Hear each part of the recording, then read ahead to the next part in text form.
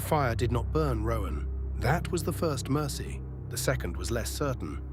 One moment he stood in the ancient kitchen of Talhundereth, near the oven where embers still glowed beneath old ash, listening to a voice that had called him into the flame. The next, the walls were gone. The stone counters were gone. The stale breath of the temple vanished beneath a sky wide enough to make the soul feel small. Above him stretched an open dark filled with red stars. Around him lay an arena of obsidian and ash. Rivers of molten light cut through the black ground in glowing veins. Broken seals jutted from the battlefield like the bones of old doors. Smoke crawled over the horizon, and through it Rowan saw the shape of something vast. A colossal red dragon, curled around a fractured stone as if sleeping, guarding or dying by degrees, too slow for mortals to understand. He tightened his grip on Zarathoin's hammer. A voice came from nowhere and everywhere. You have walked into the fire. Now answer why. Rowan looked across the burning field. Curiosity? For a moment, the red stars seemed to watch him. Then a figure appeared before him on the blackened ground. Its form was not easy to hold in the eye. It was warrior, warden, judge, and memory all at once, with the terrible patience of someone who had waited centuries to speak. You are Rowan, son of blood, the figure said. You thought my life began with the destruction of your village. It began earlier, in a war no song remembers correctly. The air trembled. When the far realm pressed against Toril, your ancestors did not defeat it. They held the doors shut. Some became saints, some became kings, some became monsters. All became seals. Rowan glanced toward the distant dragon. The immense red shape lay half-shrouded in smoke, one eye like a dying coal beneath the haze. Not every monster serves the dark, the figure said. Some become the wall. Rowan absorbed this in silence for as long as Rowan usually allowed silence to live. What does that have to do with me? The figure turned back to him. You are the blood of the Seal Keepers. The words did not strike like revelation. They struck like a hammer finding a crack that had always been there. A Seal Keeper, a wall at the edge of the mortal world, a body placed where a door would open, a life made into refusal. Rowan looked around at the broken field, the lava, the red stars, the dragon curled around ruin. This is not the past, is it? This is not Toril, but what attacks Toril is from beyond it. The hunger rising from the dark has a name. The battlefield seemed to lean closer. Ilvash. The name entered the air and made it wrong. He is not yet born into your world, but he is coming. When? Rowan asked. Soon.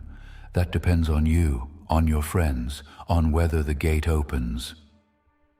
Rowan's expression hardened. What do we do? You disrupt his design. You hold the doors closed. The figure studied him then, not as a teacher studies a student, but as a blade studies the hand that may one day break it. Would you pay for that with your own life? Rowan did not hesitate. Gladly. Somewhere, impossibly far away, the sleeping dragon's eye opened. The figure inclined its head. Then earn the help you ask for. The molten ground split. Something dragged itself from the light. It was huge, purple, and wrong in every proportion. Its legs were thick and bent, as if the bones had been argued into shape. Its arms hung too long. Tentacles writhed where a face should have been, and beneath warped flesh, Rowan saw old armor and older bone. This had been a warden once, perhaps even a seal keeper. Perhaps something that had stood at the door too long and mistaken the door for itself. This was one of yours, the figure said. He held the door. He understood. This is what your blood becomes when duty returns as certainty. The figure vanished. The abomination charged. Rowan met it alone. The first blow shook the platform beneath his feet. The The creature struck with one massive hand, then with the tentacles hanging from its ruined head. Pain burst across Rowan's body, not cleanly, not like steel, but like the memory of wounds he had not yet suffered. He planted his feet near the edge of the arena, while molten light churned below. The creature tried to seize him. Rowan tore free. No! He growled. Zarathoin's hammer came up in answer. Fire licked across its head. Rowan drove it into the monster's body with a crack like a furnace door slamming shut. The abomination lurched back, then folded its hands around its own skull and ripped its face open. Inside was not a brain, as nature had intended brains. It was crimson and green and wetly luminous, something like a thought peeled raw. A shard-like light pulsed inside it, and when Rowan looked at it, the world bent. For one breath, he saw doors. Not wooden doors, not stone doors. Doors made of minds, names, bloodlines, certainty. Doors that wanted to open because someone had believed too hard that they should. The psychic force hit him. Rowan staggered, nearly losing the edge beneath his heel. The abomination advanced, its exposed mind smoking with green light. It struck again, trying to drive him off the platform and into the molten field below. Rowan held. He healed himself with the stubborn fury of a man offended by death's timing, then surged forward. The hammer struck once, twice. Fire cracked through corrupted flesh. The creature recoiled, smaller now in some impossible way, as if every wound stripped away not need, but false purpose. It came again. Rowan answered harder. The final blow landed with all the weight of his oath behind it. Fire and force drove through the creature's body. It reeled backward, its face splitting open once more, green radiance pouring from the wound like a dying lantern. Then the hulking shape began to collapse inward. Muscle shrank, tentacles withered, armor sloughed away. What remained was smaller, almost pitiful, a dragonborn shape curled on the black ground, ruined by what it had tried to become. The battlefield dimmed. The figure returned beside Rowan. Another world stood where yours now stands, It said. Another bloodline held against Ilvash. They saved what could be saved. Rowan looked at the fallen warden. How do we save anyone? The figure held out its hand. In its palm lay a black spindle marked by red scars. It looked less crafted than cauterized, as if a piece of night had been wounded and taught to remember the shape. This is Cinder's seal. Rowan reached for it, but the figure did not release it yet. Do not break it for victory. Do not break it for pride. Do not break it because the battle is proper. Break it only beneath the open sky, when the world itself has become the battle. The red dragon watched from the smoke. This does not save its messenger, it saves the world. When you use it, you will die. Rowan's hand closed around the seal. I understand. The battlefield began to fade. The red stars vanished one by one. The dragon's eye went dark last. Then Rowan stood again in Talhundereth. The kitchen returned around him, stone counters, hanging utensils, the oven's orange glow, the air thick with old ash and newer questions. The doorway to the hidden rooms stood open nearby. Somewhere beyond it, his companions had gathered with Orsic Vale and the three drow who were almost allies and not quite friends. Ezien saw him first. People need to stop wandering off. Rowan looked at him, still carrying the memory of red stars in his eyes. I learned a lot. Sariel stared. That is not an answer. I went to the Far Realm. For once, Sariel's expression did something more complicated than suspicion. The land beyond gods. He said softly. You realize that is significant? Probably not, Rowan said. but I was hoping someone would explain. No one had a satisfying explanation. Even Orsic, who had answers the way some men had bad habits, had only fragments. Far Realm. Seal keepers. Ilvash. A gate. A dragon that had become a wall. A one-use seal Rowan did not yet show in full because some things felt heavier when spoken aloud. The discussion did not last long before the temple reminded them that revelation was not rest. The group was hurt, badly in some cases. Rowan had returned whole from his vision, but the others still carried the bruises, cuts, and psychic exhaustion of their fight with the nullpods and the mutated cultist near the statue. The hidden chamber behind the pantry became the only sensible option. It had walls, it had a door, it had Orsic, which made some of them feel better and some of them feel worse. It had the drow, who watched everything with the wary patience of people who had survived by trusting slowly. As they prepared to rest, one of the drow drew Rowan aside. "Tell me, dragon, He said, do you trust your friends? I do. Do you trust Orsic Vale?" Rowan glanced toward the scholar who had entered Talhundereth with no weapon and far too much confidence for a place that killed the prepared. Why? "He came here alone. The drow said, No blades, no guard. Yet he reached us. We had to sneak through cultists to get this far. He walked. That hung in the air. And there is a room. The drow continued, He would not let us enter. He said it was not safe. Maybe it wasn't. Perhaps. It was time to change shifts. Rowan woke Taven. Taven took watch with the drow. He started to hear a voice in his head telling him to lead the drow into the library. He resisted the urge. Before he meditated, he held out one of Valanthi's water flasks and spoke with the weary precision of a man establishing emergency procedures for his own mind. If I start giving instructions, He said. make me drink this. A drow blinked at him. Why not drink it now? Taven paused. That is annoyingly reasonable. He drank. For a moment, the stone inside his thoughts pulled against the water's quiet veil.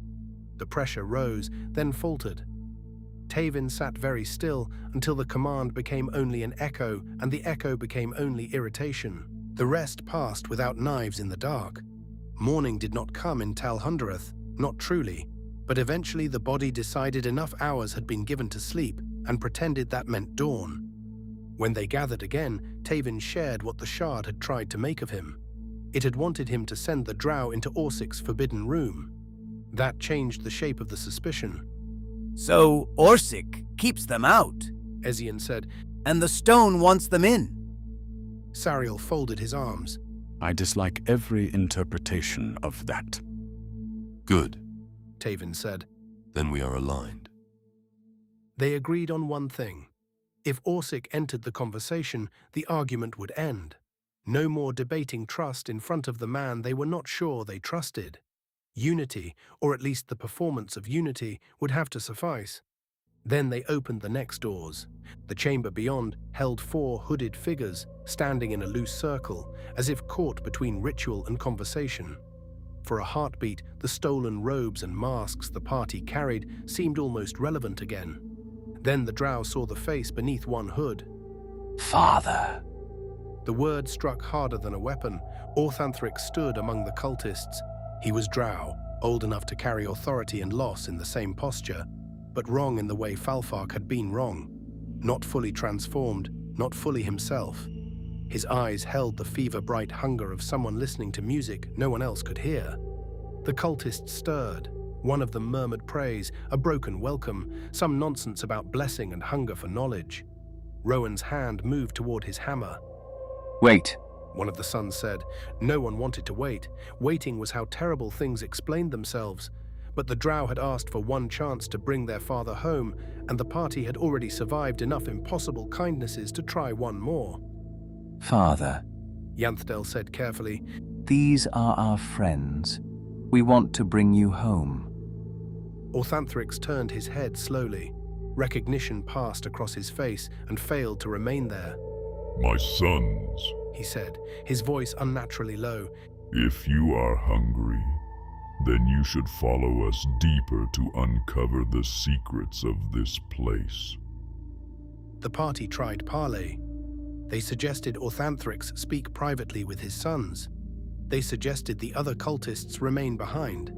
They suggested many things, all with the careful tone one uses when holding a torch in a room full of powder. Orthanthryx smiled. What is it you seek, adventurers? The source. Ezien said, because sometimes honesty and deception wore similar clothes. The hunger, the stone. Whatever is deeper in this place. Then we are the same. Orthanthric said. No. Sariel replied. Ezien gave him a sharp look. Sariel did not apologize. For a moment, it seemed the lie might survive by being too confusing to kill. Orthanthryx turned toward his followers as if to dismiss them. The sons stepped closer. The party shifted, preparing to seize an opportunity if one appeared. Then Orthanthryx said, Now. The cultists moved. The chamber broke open into violence. Sariel's pale guardians flared around him, moonlit shapes turning in a silent orbit. The nearest cultists recoiled as radiant force bit into them. Ezien's hand flashed, and an oil flask shattered across cloth and stone, slicking enemies for the fire he was quite certain Rowan would provide. Taven drove forward with brutal speed, striking again and again, until one robed figure folded under the impact. Rowan pushed through the doorway like a red wall deciding to become a battering ram. The drow fought too. For all their caution, when they chose to move, they moved with terrifying purpose. Blades found gaps. One cultist fell before he seemed to understand that the sons had chosen blood over obedience. Another turned to strike, only to be cut down from the side. Orthanthryx fought like a man whose body belonged to him and whose will did not. He struck hard, too hard. There was skill beneath the hunger, discipline under the compulsion, and every blow made the question more painful. Could he be saved, or only killed with regret? Rowan answered by dropping his hammer low and grappling him instead. Orthanthryx snarled, twisted, and nearly broke free. Rowan held him. Water! He said. Sariel already had the flask. Orthanthryx thrashed as they forced Valanthi's water toward his mouth. Some spilled across his face, some ran down his chin. Taven moved to help pin him, and one of the sons reached forward, desperate and afraid to touch too hard. Hold him. Sariel said. Rowan held. The water entered Orthanthryx's mouth, his body convulsed. The chamber went still, except for the sound of his choking breath. His skin, which had gone pale and wrong beneath the cult's influence, darkened back toward its natural purple. His fingers unclenched. The tension left his jaw. The hunger in his eyes retreated like a tide dragged backward by a moon he could no longer see. Then he blinked. Where am I? His sons were on him before anyone could answer. Father, you are yourself. Orthanthryx stared at the dead cultists around him. Horror came into his face slowly, which was worse than if it had come all at once. I was called here, He said. 3 voices in my head. They told me to come to Talhundereth. Taven's expression hardened. Did you touch a black stone? Sariel asked. No. Orthanthryx said. The last thing I remember is walking in a tunnel and then seeing a mind flayer behind me. Well, that would explain a lot. Taven said. Orthanthryx bowed his head. Thank you for not killing me. You would have been within your rights. The drow kept their promise. A bag of gold changed hands, 1,000 pieces, heavy enough to be real and awkward enough to briefly distract everyone from doom. The party gave Orthanthryx and his sons a flask of Valanthi's water and directions to the well near Conybury. If the water had brought him back once, perhaps the source could help him remain himself. The drow gathered their father carefully and prepared to leave Talhundereth with more haste than dignity. Orsic watched the whole thing in silence. That silence did not go unnoticed. When the drow departed, the party remained in the basin chamber with the dead cultists, Orsic Vale, and several new reasons to distrust every object in the room. The basins came next. Carvings on the walls showed dwarves stripping down, entering the water, then emerging to don armor, robes, or ceremonial gear. A cleansing rite, a preparation, a way to enter deeper into the mountain with body and purpose washed into alignment. Most of the basins were dry, or nearly so. One remained full of yellowish fungal water, fed by a strange spigot shaped by growth rather than metal. It smelled, to general disappointment, not foul, but almost pleasant. Ezien stared into it. The basin was deeper than expected. His arm went down past the wrist, then the elbow, into cool fungal murk. He found no hidden key, no drainstone, no obvious treasure. But when he withdrew, shaking droplets from his sleeve, he felt something tilt behind his thoughts. Not a voice. Not exactly. More like his own inner monologue had stood straighter. He looked at Sariel and suddenly felt, with uncomfortable clarity, that Sariel was annoyed, worried, and pretending those were different emotions. Ezien frowned. That water did something. Sariel stepped back. Of course it did. It may help read people. It may also be fungus communicating through your arm. Orsic, who had been listening with scholarly interest that never made anyone feel safer, touched the water and tasted a drop. Everyone looked at him. He considered it. Actually, He said. that is rather good. Sariel closed his eyes. We are surrounded by academics. The next chamber contained pillars and statues, the same dwarven archetypes carved near the temple entrance: the keeper, the miner, the warrior. Figures of labor, secrecy, craft, and defense. The keeper statue had a slot in its mouth. The party understood at once. Another secret: a small confession was written, folded, and pressed into the stone mouth. The statue accepted it without judgment, which made it better than most living people. Somewhere within the walls, old mechanisms answered. 2 doors swung open. Beyond one lay a long room ending in an elaborate mountain carving. Rings of stone circled a central socket. Symbols marked the outer bands. Rough stones, half-cut stones, faceted gems, 14 phases of craft arranged as a silent dwarven equation. Above the dial, dwarvish letters waited. Orsic leaned close and translated. Only a complete gift opens the crypt beyond. The lower level. He said after a moment. This must be the way down. Sariel looked at the rings. Of course, the door is a puzzle. The rings turned with heavy resistance, each movement grinding like stone, remembering hands that had not touched it in centuries. Orsic read the numbers. Ezien traced the progression of cuts. Sariel offered divine support with the solemnity of a priest blessing someone else's bad idea. The symbols began to make sense. Not 14 gems, but 14 stages. Ore to shape, shape to facet, facet to offering. They matched the sequence to one of the gems they carried. The final ring clicked.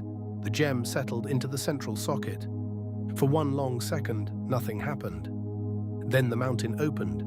A stair descended into darkness. No one moved. Tavin looked down. That seems important. We should check the other room first. Ezien said. Sariel sighed. I hate that I agree. The remaining chamber was entered with the party's usual balance of caution and impatience, which is to say, caution was present in theory. It was a large hall, its pillars carved with mountains. Some were blackened and broken, as if a great fire had once rolled through the room and failed to cleanse it. On the western wall stood a statue of a dwarven king in war gear. At his feet lay a smashed altar.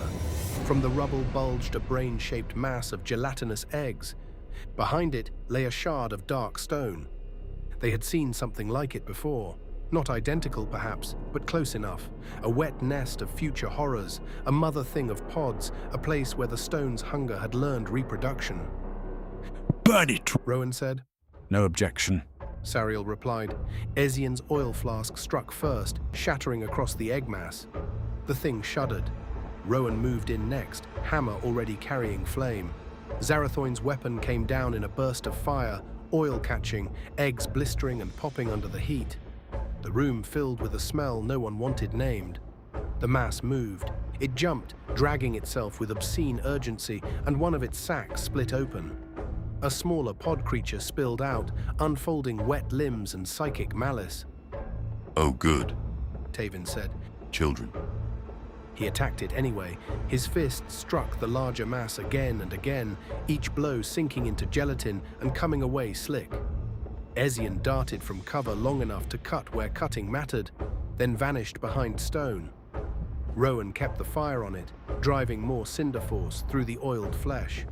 Sariel stepped into the room with moonlit guardians already wheeling around him. Then he used the cloak. He rose, crossed the chamber in a flare of impossible movement, and came down beside the egg mass like judgment with a landing strategy. Radiant spirits tore through the thing, fire licked across the oil, the egg sac swelled, split and burst. The explosion painted the walls in greenish slime and shredded membranes. The smaller pod creature spasmed once, as if some invisible cord had been cut, and died with its parent. For several seconds, the only sound was dripping. Ezien looked down at his boots. This is why I hide behind columns. Amid the mess, the shard remained. Sariel approached carefully. He did not touch it at first. That was growth by the party's current standards. He studied the fragment where it lay near the broken altar, dark and ancient, similar to the other shards they had found, but with a silvery cast where the muck did not cover it. Taven watched from a safe distance. Do you feel anything? Sariel asked. He lifted the shard slightly, then thought better of bringing it closer to Taven's face. Taven's expression tightened. I feel irritable. I drank the water recently. Taven said. Ask again when the voices come back. Sariel wrapped the shard and secured it with the care of a man who had decided caution was possible after acquisition, if not always before it. Then they cleaned the walls. The carvings beneath the slime were not comforting. One showed a hooded dwarf lowering his hood and scratching at his head. In the next image, the scratching deepened. In the next, his fingers tore into flesh, then into skull. By the last panel, only a skull remained, clawing at itself in endless need. Another carving showed a priest of Dumathoin, half his face living and half reduced to bone. Behind him dragged an oversized weapon, a great axe or sacred implement too large to be ordinary and too deliberate to be decoration. Rowan thought of the immovable axe they had left behind. A third carving showed a vast dwarven mountain city in panic. Mind flayers stood along the walls, looking down over streets and roads as if the city had already become a cage. Another showed dwarves kneeling, arms raised, calling out for help to gods, stone, or whatever still listened beneath the mountain. Then came two blank panels, smooth, prepared, empty, not broken, not unfinished by accident. Empty in the way silence is empty when someone has chosen not to answer. Orsic stared at them longer than anyone liked. What should be there? Sariel asked. The scholar did not answer quickly. Perhaps the end of the story, he said. Ezien looked back toward the open stairway. Or the part they did not want carved. Below them, the crypt waited.